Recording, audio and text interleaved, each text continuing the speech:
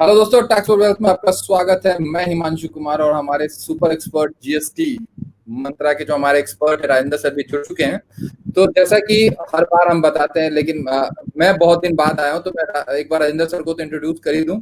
GST में मैं कह सकता हूं कि इंडिया के टॉप लोगों में है राजेंद्र सर, और अब आप बताने की भी जरूरत नहीं है। जो हमें रोज देख रहे हैं, क्वेश्चन पूछ रहे हैं, आई होप तो कि जो आंसर की क्वालिटी होगी प्लस जो रिस्पॉन्स होगा उससे आपको चीजें समझ में आ रही होंगी। तो हमारे यहाँ कहावत है कि हाथ कंचन को आरसी किया, पढ़े लिखे को फारसी किया। तो बताने की वो अब जरूरत नहीं है कि राजेंद्र सर कौन है, क्या है और जीएसटी एक्सपर्ट है नहीं है। वो अब आपको डिसाइड करना है, और आप देख रहे हैं और आप क्वेश्चन पूछ भी रहे हैं। तो ये हमारे लिए बहुत बड़ी बात है कि आप लगातार क्वेश्चन भेज रहे हैं, और उस क्वेश्चन की हम जितनी हो सके उसकी कोशिश करते हैं कि हम उसका एक प्रॉपर रिप्लाई दे पाए। राजेंद्र सर, पहले एक बार आप भी 2 लाइन अपने बारे में बता दें, फिर मैं स्टार्ट करूंगा। मेरा ये प्रोटोकॉल रहता है। Arey sir, thank you very much Himanshu ji for being with us today. We are great to have you back. मैं अपने बारे में क्या बताऊं? Everybody knows that we are in this program for GST questions and answers, and I welcome you all about in this particular program. Please sir. तो question आए हुए हैं, वन बाय वन करके क्वेश्चन देते जाते हैं। पहले सीए गिरीश जी का है, if difference is there in table number A and B in the form 9, then what to do sir? अच्छा, टेबल 8 के कॉलम में ए और बी में डिफरेंस है, मतलब अगर आपका इनपुट टैक्स क्रेडिट जो है वो 2A में डिफरेंट है और आपकी बुक्स जो 3B में आपने लिया वो डिफरेंट है। देखिए, आपको ये रीजन आइडेंटिफाई करना पड़ेगा कि रीजन क्या है इस बात का कि आपका टेबल में दोनों में डिफरेंस क्यों है।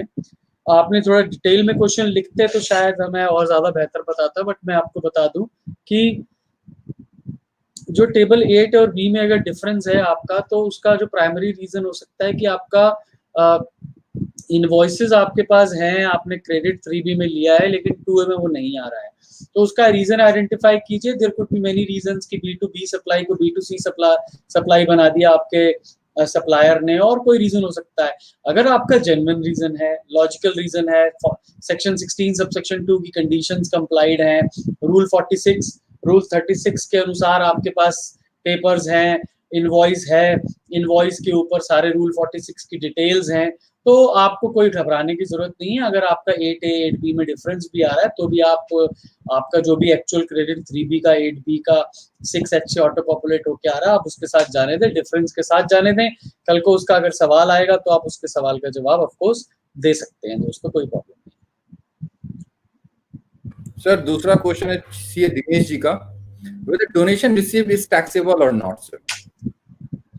डोनेशन का जो है बेसिकली क्या है दोस्तों सिचुएशन की, डोनेशन में एक सर्कुलर रिसेंटली गवर्नमेंट ने निकाला था कुछ महीने पहले, और जब भी आप डोनेशन की बात करते हैं तो सबसे पहले क्वेश्चन ये आता है कि कोई भी चीज जीएसटी में टैक्सेबल होने के लिए उसका सप्लाई होना जरूरी है। तो डोनेशन का भी सप्लाई होना सबसे पहले जरूरी है। अब सप्लाई होने के लिए it could be sale, transfer, barter, exchange और कुछ भी हो सकता है, by person in the course और furtherance of business for a consideration. अब बिजनेस की डेफिनेशन बड़ी एक्सटेंडेड है। अब डोनेशन, मान लीजिए मैं एक चैरिटेबल ऑर्गेनाइजेशन को दे रहा हूँ, हो सकता है वो बिजनेस की डेफिनेशन में आकर जीएसटी में रजिस्टर्ड हो, तो उस केस में वो बिजनेस में तो क्वालिफाई कर जाएगा। लेकिन कंसिडरेशन हो रहा है कि नहीं हो रहा है exchange, there should be quid pro quo, there should be reciprocal of consideration. अगर कंसिडरेशंस का रेसिप्रोकल है देन आप मानकर चलिएगा कि ये सप्लाई बन जाएगी।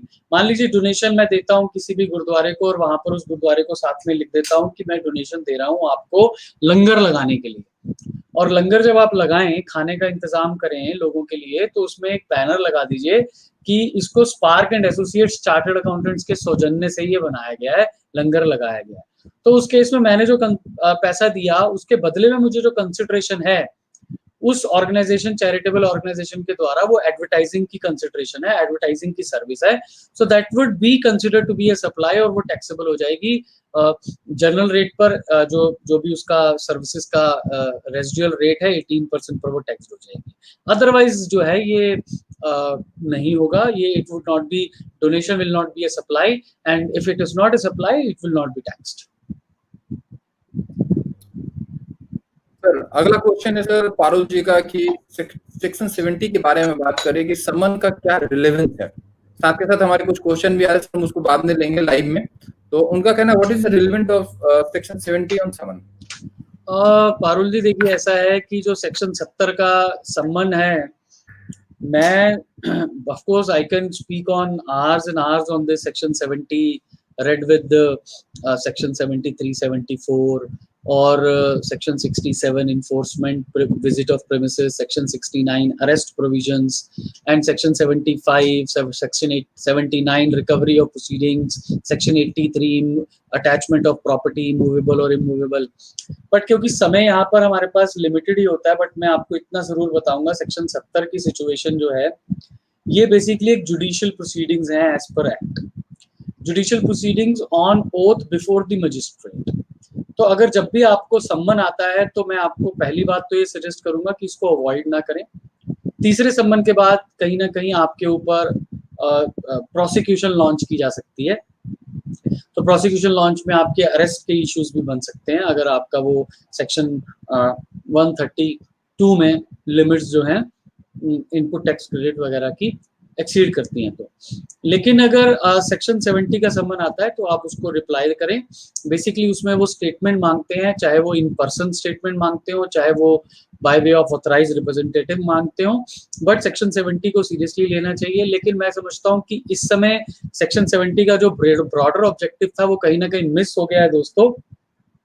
सेक्शन 70 का ब्रॉडर ऑब्जेक्टिव स्टेटमेंट सीक करने का था, इंक्वायरी के टाइम पर था, बट यहाँ पर हर छोटी से बड़ी हर किसी चीज के लिए सेक्शन 70 के सम्मन्स को इशू किया जाता है। सेक्शन 70 के सम्मन्स को लास्ट रिजॉर्ट बनाना चाहिए, या एक बहुत लेवल, एक डिफरेंट लेवल पर जाकर इसको रिजॉर्ट किया जाना चाहिए। लेकिन इसको प्रिलिमिनरी डिपार्टमेंट जो है, गवर्नमेंट ऑफिशियल्स इसको फर्स्ट टूल बना रहे हैं, which is not A correct mechanism.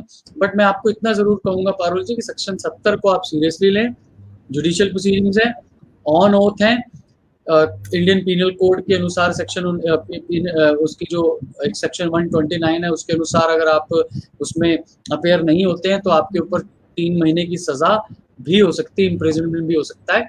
तो इसलिए सेक्शन 70 को आप थोड़ा सा सीरियसली लें। और अगर आप हमें सुन रहे हो कोई और आपका सवाल हो, क्वेश्चन जी सर।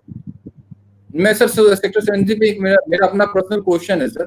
अभी मैं किसी हियरिंग में लास्ट वीक गया हुआ था और वहां पे सेक्टर 70 के मैं क्या बोलूं, अब लाइव शो है, मैं कुछ बोल नहीं सकता हूँ, लिमिटेड चीजें होती हैं।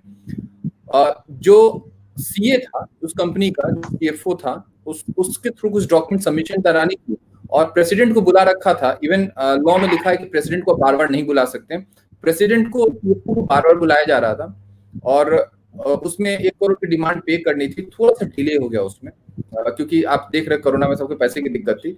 ऑन स्पॉट सर, जो ऑन स्पॉट में क्या किया गया कि सीएफओ को समन वहीं बैठा के इशू कर दिया गया सर, ऑफिस में, किसके, डीजीजीआई के ऑफिस में। ये तो एक तरह से मतलब समझ के बाहर है कि आप इस तरह से कैसे कर सकते हैं। आपने एक अपील में चीजों को बुलाया हुआ था, डॉक्यूमेंट सबमिशन हो रहा था, आप उसको फोर्सफुली बैठा के कह रहे कि आप समय रिसीव करिए और आपसे हम अभी काउंटर क्वेश्चन करेंगे।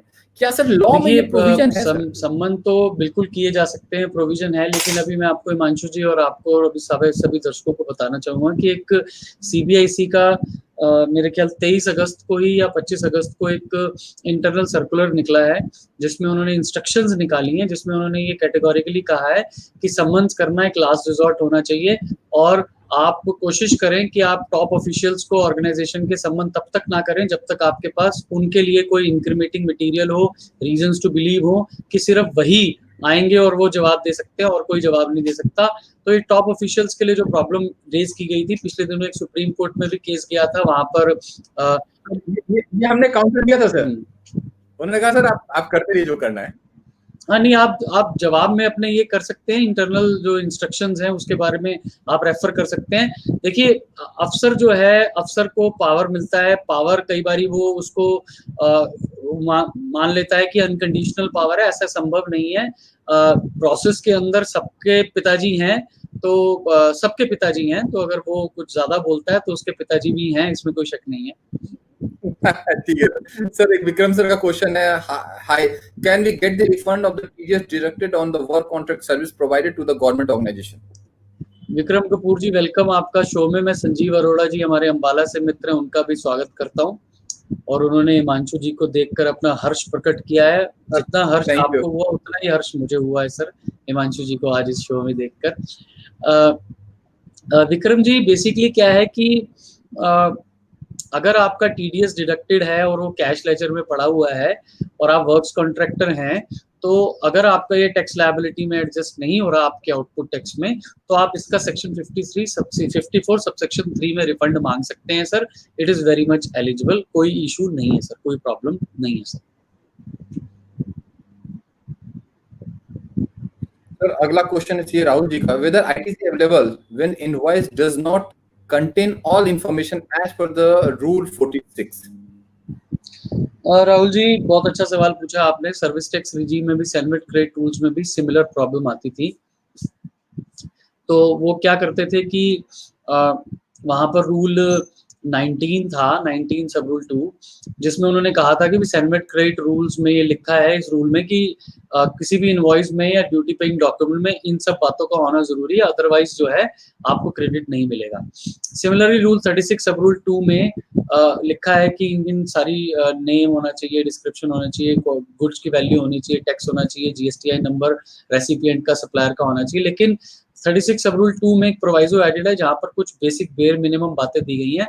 अगर आप उन सब बातों को भी, जैसे कि नाम होगा, जीएसटीआईएन होगा और गुड्स का वैल्यू होगा, उसके ऊपर टैक्स क्या कितना है ये होगा, अगर ये सब बातें भी होंगी तो भी आपको अपना इनपुट टैक्स क्रेडिट आपके इनवॉइस पर, अगर बाकी सारी रूल 46 की बातें, जो 17 बातें हैं वो नहीं लिखी होंगी, तो भी ये 3-4 बातें अगर लिखी होंगी तो आपको क्रेडिट मिल सकता है।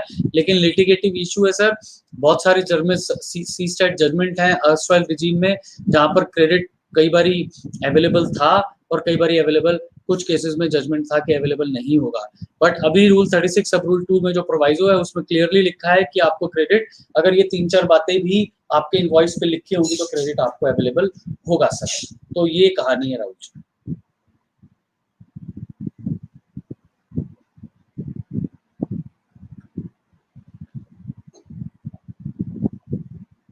आपकी आवाज नहीं आ रही मांशु जी मुझे। सर चितरंजन जी का क्वेश्चन है, can we file refund for 17-18 now? अच्छा, 17-18 का रिफंड चितरंजन जी अब 31 अगस्त तक, मार्च 18 का रिफंड आप फाइल कर सकते थे, because of notification 55/20 release on 27 जून 2020। लेकिन अब वो 31 अगस्त की डेट भी यस्टरडे लैप्स हो गई, आज 1 सितंबर है। तो अब आप जो है जो आपका 17-18 का रिफंड है वो आप फाइल नहीं कर सकते, उसकी रेलेवेंट डेट सेक्शन 54 के अनुसार निकल चुकी है। सर अगला क्वेश्चन है रमेश जी का, उनका कहना है सर हम आपके जैसा जीएसटी एक्सपर्ट कैसे बन सकते हैं, उस पर प्रकाश थोड़ा डाल। अरे सर, ये ऐसा कुछ नहीं है सर, मैं कोई जीएसटी एक्सपर्ट नहीं हूँ sir, I am just a student of the subject. और अगर आप मेरी दिनचर्या को देखें, मेरे काम को देखें, तो आपको नजर आएगा कि मैं रेगुलर बेसिस पे कुछ ना कुछ पढ़ता, लिखता, बोलता रहता हूँ और मैं सीखता रहता हूँ रेगुलर बेसिस पे, तो ऐसा नहीं है। लेकिन फिर भी आपने पूछा है तो मैं आपको सिर्फ इतना ही बताना चाहूँगा कि आप अगर सब्जेक्ट को अच्छे से पढ़ना चाहते हैं, समझना चाहते हैं, बिगिनर के लिए मैं ये कहूँगा कि कानून, एक्ट और रूल्स लेटेस्ट पढ़ना शुरू करना चाहिए। लेकिन साथ साथ आप जितने भी अच्छे ऑथर्स हैं कंट्री में, वो जो आर्टिकल्स लिखते हैं आप उनको रेगुलरली पढ़ें। आर्टिकल में जो भी इशू आ रहा है आप उस इशू को डिटेल में स्टडी करें और इशू बाय इशू आप आगे बढ़ते चलें। अगर आप act at A stretch in one go पढ़ना चाहेंगे, रूल्स पढ़ना चाहेंगे, तो शायद आप बोरियत की वजह से या मोनोटनी की वजह से आप उसको रेगुलरली पढ़ नहीं पाएंगे। लेकिन जब आप आर्टिकल पढ़ते हैं तो आर्टिकल एक कुक्ड मटेरियल होता है। ऑथर ने आपका रीडिंग टाइम उसके लिए 15 मिनट होता है, 20 मिनट होता है, लेकिन ऑथर ने उसको लिखने के लिए 5 घंटे, 7 घंटे, 10 घंटे भी लगाए हो सकते हैं, इवन ज़्यादा भी लगाए हो सकते हैं। तो आप उस कुक मटेरियल को पढ़ें, उस कुक मटेरियल में, उस आर्टिकल में जो भी ऑथर ने इशू रेलेवेंट छेड़ा है, इशू डिस्कस किया है, उसको डिटेल में एक्ट में पढ़ें, उससे रिलेटेड प्रोविजन पढ़ें। धीरे धीरे करके आप सब्जेक्ट पकड़ लेते जाएंगे। साथ ही आप सब्जेक्ट की जो डेवलपमेंट्स हैं, जो भी रेगुलर बेसिस पे डेवलपमेंट्स हो रही हैं, उन डेवलपमेंट्स पे नजर डालें। जैसे ही कोई डेवलपमेंट हो, उससे प्रीवियस जो भी इसके रिलेटेड इशू चल रहा था या कोई भी बात हो रही थी, उसको आप कैप्चर कर लें। धीरे धीरे आप 6-8 महीने में देखेंगे कि आप बहुत सारे इश्यूज को कैप्चर करते जा रहे हैं, और धीरे धीरे आपका जो बिट्स एंड पीसेस में माइक्रोस्कोपिक व्यू है वो आपका मैक्रो व्यू बनता चला जाएगा, और धीरे धीरे आपको सब्जेक्ट की ओवरऑल अंडरस्टैंडिंग, आप ज्यादा से ज्यादा लोगों को सुने, ज्यादा से ज्यादा पढ़ें, एक तो उसको पीसेस में पढ़ें, इकट्ठा ना पढ़ें। मेरी एडवाइस ये है आपको बिगिनर्स की। तो लेकिन ये मैं कहूँगा कि किसी भी सब्जेक्ट पे एक्सेल करना एक कॉन्टिन्यूस प्रोसेस होता है, नेवर एंडिंग प्रोसेस होता है। आप मानकर चलिएगा कि मैं आज आपको ओपन प्लेटफॉर्म पे कहता हूँ कि जितना सब्जेक्ट मैं जानता हूँ, मुझे ऐसा लगता है सिर्फ अभी मैं 10% ही जानता हूँ सब्जेक्ट को। अभी मुझे 90% सब्जेक्ट को और जानना जरूरी है, बाकी है। तो मैं अपने आप को सिर्फ 10% ही काबिल मानता हूँ। शायद मेरी पर्सनल असेसमेंट हो सकता है ज्यादा ओवररेटेड भी हो सकता है उससे नीचे भी हो। एक्सपर्ट तो मैं कहीं भी किसी सूरत हाल में नहीं हूँ। ये हिमांशु जी लिख देते हैं मेरे नाम के आगे जीएसटी एक्सपर्ट, वो इनका बड़प्पन है, टैक्स फॉर वेल्थ का बड़प्पन है, बट मैं अपने आप को एक स्टूडेंट ही मानता हूँ। सर अगला क्वेश्चन है सर, इसमें कोई कमेंट नहीं करूंगा, और देखने वाले अपना डिसाइड कर लें कि आप एक्सपर्ट हैं, बच्चे हैं, जो भी हैं, जो देख रहा है सर वही वो चीजों को डिसाइड करे, ज्यादा अच्छा है। हम और आप डिसाइड ना करें तो ज्यादा बढ़िया। अभिषेक सर का अगला क्वेश्चन है, during 17-18 GST department audit there are few cases where the 2A invoice C+ is available but book IGST credit is taken, can officer deny the credit? हाँ अभिषेक केडिया साहब, officer can always deny the credit, क्योंकि आपने input tax credit लिया IGST का और आपके books पे है C+S का, तो मिसमैच के कारण आपका क्रेडिट हमेशा डिनाई हो सकता है। लेकिन अगर आप हायर अथॉरिटीज में जाएंगे, आप जब इस केस को शो कॉज होगा आपके ऊपर, ऑडिट के बाद, डिपार्टमेंटल ऑडिट के बाद आपको शो कॉज होगा अभिषेक जी। शो कॉज में आप वेरियस केस लॉज बताएंगे। एक साजी एस हुसैन का जजमेंट है केरला हाई कोर्ट का, जो कि अभी जीएसटी में ही 2018 में आया था, जिसमें रिफंड के टाइम पर उन्होंने कहा कि भाई अगर आप C+S पे कर दिया और आई पे करना था तो आप इंटरनली एडजस्ट कर लीजिए, सेक्शन 77 में दोबारा क्यों टैक्स मांगते हैं। तो इसी के तर्ज पे भाई टैक्स तो मैंने पे हुआ ही हुआ है, अब सामने वाले ने अगर मान लीजिए गलत टैक्स बना दिया या मैंने गलत टैक्स ले लिया, तो गलत टैक्स क्रेडिट ले लिया, टैक्स तो है ना, टाइप ऑफ टैक्स ही तो गलत लिया है, तो वो डिनाई कर सकता है, 100% डिनाई कर सकता है। लेकिन आप अगर हायर अप्स में जाएंगे, आप अपीलेट अथॉरिटी के पास अपीलेट अथॉरिटी के पास जाएंगे, कमिश्नर अपील या जॉइंट कमिश्नर अपील के पास जाएंगे, वो एडमिट कर सकते हैं। अगर वो भी एडमिट ना करें, being biased towards revenue, tribunal certainly जब भी फॉर्म होगा, अभी कंट्री में ट्राइब्यूनल पिछले 37 महीने, आज पूरे 37 महीने हो गए इस कानून को आए हुए 1 सितंबर 2020 को, अभी तक हमारी कंट्री में ट्राइब्यूनल्स जी स्टैट फॉर्म नहीं हुए हैं। But I am quite sure, I am very hopeful कि जी स्टैट फॉर्म होते ही जो जस्टिस है वो बहुत आपको फ्रीक्वेंटली नजर आनी शुरू हो जाएगी, unlike what is been doing in advance rulings and commissioner appeals. तो आप ऑफ कोर्स इसको हायर अप्स में लेकर जाएं सर, आपको बेनिफिट जरूर होगा। ठीक है सर। अजय जी का क्वेश्चन है, registration applicability for the commission agent.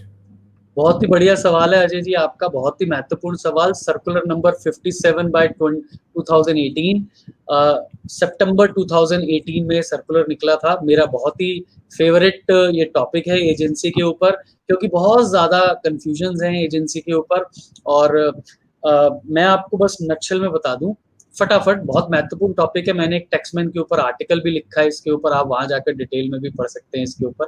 But yes, मैं आपको बता दूं कि एजेंट जो है 2 तरीके से यहाँ पर आता है। पहला तो एक आइटम नंबर एंट्री नंबर 2 है शेड्यूल 1 की, जहाँ पर डिस्टिंक्ट पर्सन और रिलेटेड पर्सन में एजेंट भी आता है, वहां पर विदाउट कंसिडरेशन ट्रांजेक्शन भी सप्लाई मान ली जाती है शेड्यूल 1 में।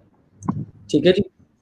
अब आपको रजिस्ट्रेशन लेना है कमीशन एजेंट का, आपका अगर आप कमीशन एजेंट हैं और इनवॉइस जो है वो सप्लायर डायरेक्टली रेसिपिएंट को करता है, ध्यान से सुनिएगा अजय जी, अगर सप्लायर जो है वो डायरेक्टली इनवॉइस रेसिपिएंट को करता है तो आपका value of supply shall be the value of commission to be received by you on account of supplies made by supplier to recipient. आपने दो सप्लायर और रेसिपिएंट्स को मिलाया, डायरेक्टली सप्लायर ने रेसिपिएंट को सप्लाई का गुड्स का इनवॉइस किया, आपको अपनी कमीशन मिल गई, कमीशन का आपने इनवॉइस किया, आपका जो एग्रीगेट टर्नओवर होगा वो सिर्फ और सिर्फ इनवॉइस का जो कमीशन का वैल्यू है वही होगा। लेकिन अगर आपने इनवॉइस रिसीव किया प्रिंसिपल से, प्रिंसिपल ने सप्लाई का इनवॉइस किया आपको, आपने फिर फर्दर रेसिपिएंट को इनवॉइस किया, तो अजय जी वो वैल्यू सारी की सारी आपकी एटी में जुड़ जाएगी, एग्रीगेट टर्नओवर में जुड़ जाएगी, और उस वजह से आपको थ्रेशोल्ड 40 लाख का गुड्स में और 20 लाख का सर्विसेज में अकॉर्डिंगली डिटरमाइन होगा। तो एजेंसी, आप नोट कर लीजिए, सर्कुलर 57 सितंबर 2018 का सर्कुलर है दोस्तों, बहुत ही महत्वपूर्ण सर्कुलर है, डिपार्टमेंट ने निकाला है, गाइडिंग फोर्स है। Invoice is the basis, invoice कौन कर रहा है, जिसके बेसिस पे एटी होगा, एटी के बेसिस पे रजिस्ट्रेशन रिक्वायरमेंट। ठीक है सर, अगला क्वेश्चन है आशीष जी का, इनका दो पार्ट में क्वेश्चन है, मैं पढ़ता हूं sir. A manufacturing engineering company supplied there regular goods under GST and also supplied duty credit under HS code 4907 which is exempted under notification 35/2017. उसके अलावा 13/10/2017 and did not avail any ITC on said duty credit script. Please inform whether they have the reverse ITC credit or attribute the said exempted supply. Ashish ji, answer is yes. आपने जो duty scripts बेची हैं, duty credit scripts बेची हैं, आपने खुद ही date लिख दी 13 अक्टूबर 2017 के बाद उसको एग्जेम्प्ट कर दिया गया है। जैसे ही एग्जेम्प्ट सप्लाई मान ली जाती है वो, उसके बाद फ्रेंड्स आपको रूल 42 में एज पर सेक्शन 17 सबसेक्शन 3 आपको अपना कॉमन क्रेडिट रिवर्स करना पड़ता है। तो इसमें कोई डाउट नहीं है सर, आपका सवाल बिल्कुल सही है। सवाल थोड़ा सा बड़ा था लेकिन जवाब सिर्फ यस और नो ही है। आंसर इज यस सर, आपको अपना इनपुट टैक्स क्रेडिट रिवर्स करना है। ठीक है सर, हिना जी का क्वेश्चन है व्हाट इज GSTR 2, थोड़ा उसके बारे में बता दें। ये बड़ा ही महत्वपूर्ण सवाल है। आज हिमांशु जी, हमारे सारे दोस्तों के सवाल बड़े अच्छे आ रहे हैं और मुझे बड़ा आनंद आ रहा है इन सवालों के जवाब देने में।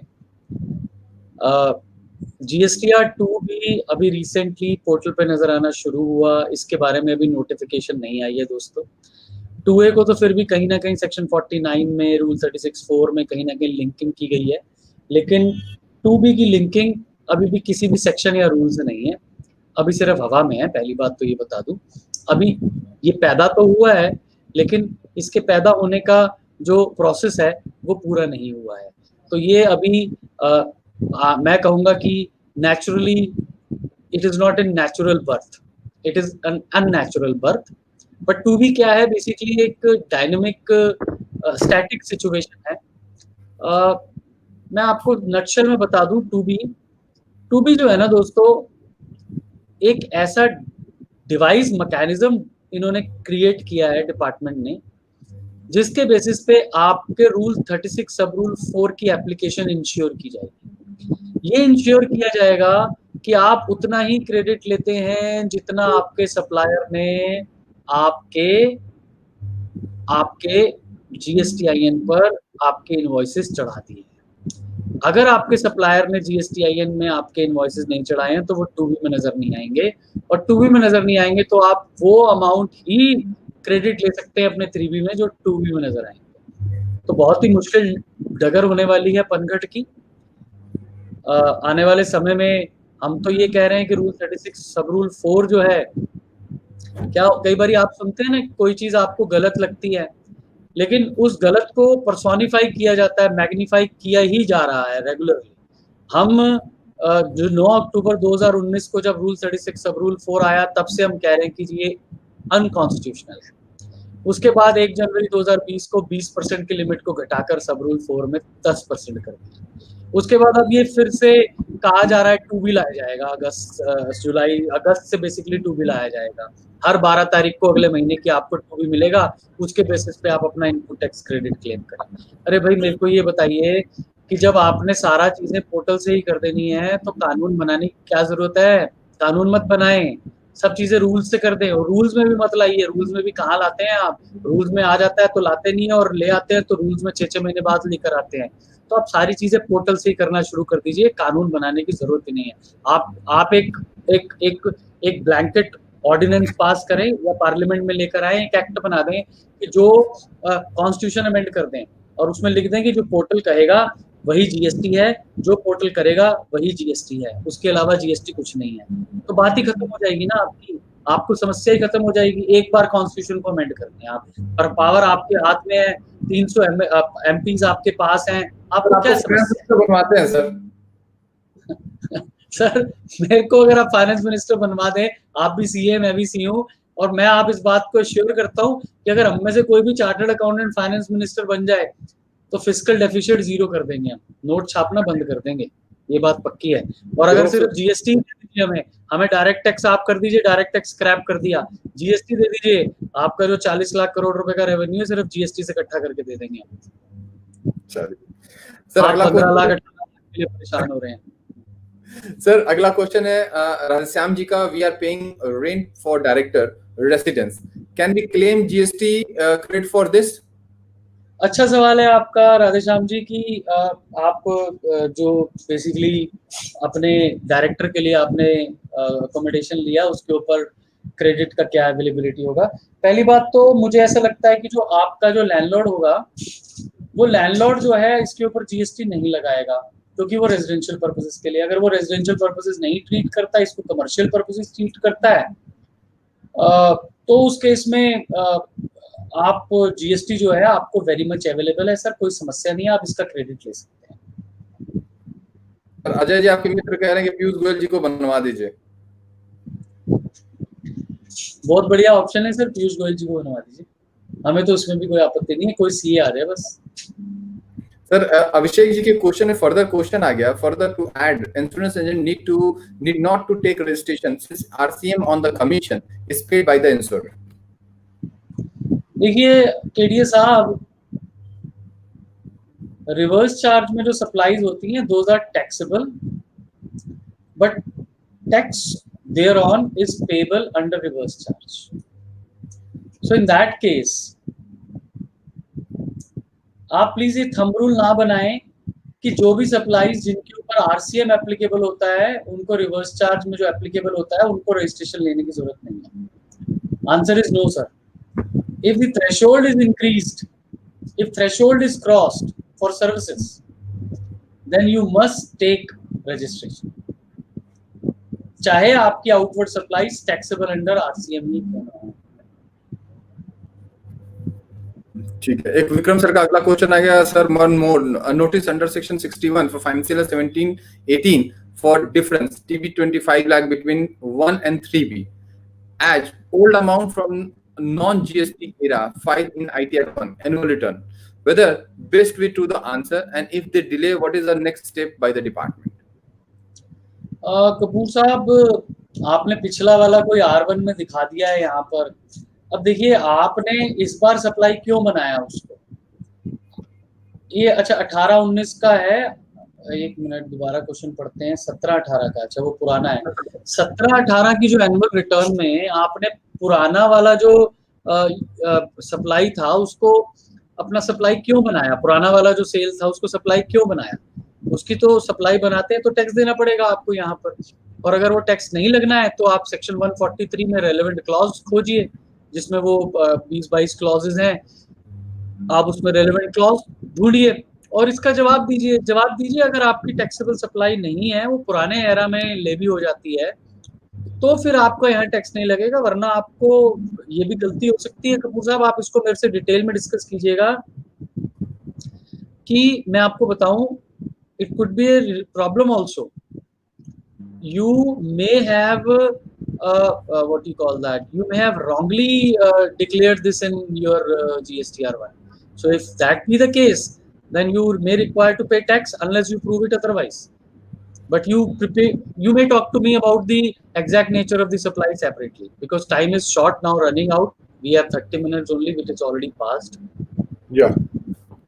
तो सर आज के लिए इतने क्वेश्चन से सब ले लिया, कुछ क्वेश्चन हैं जो अगले वीक में लेंगे, और जो भी देख रहे हैं उनसे रिक्वेस्ट है कि आप क्वेश्चन अगर पहले थोड़ा डिटेल मेल पे डाल दें तो ज्यादा अच्छा होगा, सो दैट क्लियरिटी देने में आसान होती है, क्योंकि आप जब यहाँ पे टाइप करते हैं यूट्यूब पे और कहीं भी, वहाँ पे 200 वर्ड की एक कम बाउंडिंग होती है, आप 200 वर्ड से ज्यादा नहीं लिख पाते हैं, और बहुत बार हमें देखा गया है कि जो क्वेश्चन थे वो 200 वर्ड से ज्यादा थे, उसकी वजह से थोड़ा सर क्लियरिटी नहीं मिलती। तो आपसे रिक्वेस्ट है कि अगर आप टैक्स फॉर वेल्थ पे taxforwealth@gmail.com पे मेल डाल दें, और वहां से हम आपको जो भी इंफॉर्मेशन है लाइव देंगे और वहीं से आपको आंसर देने की कोशिश करेंगे।